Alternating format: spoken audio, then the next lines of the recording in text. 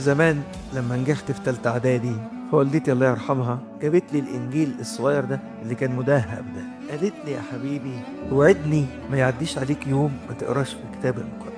قلت لها حاضر.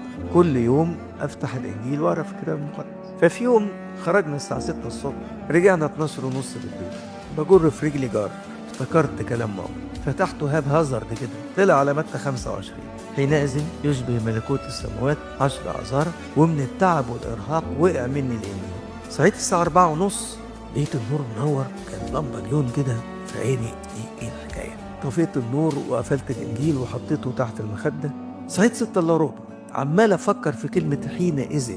حينئذ هيبقى إيه؟ حينئذ هنبقى واقفين قدام العرش الإلهي، وحينئذ هتتفتح الأسفار. وعملت عظة عن حينئذ. صحيت لقيت العناصر في دماغي، قلت علشان انا وعدت امي اني مش هيعدي عليا يوم اللي بمسك الانجيل. فاليوم اللي انا تعبان فيه ومسكت الانجيل ووقع مني، بس ربنا كافئني، قال لي انت نمت على حينئذ، ادي حينئذ اهي. ولذلك انا عايزكم توعدوني النهارده، اوعوا يعدي يوم ما تقراش في الانجيل. بس مش هنقرا آية، لا، نقرا على الاقل اصحاح، على الاقل.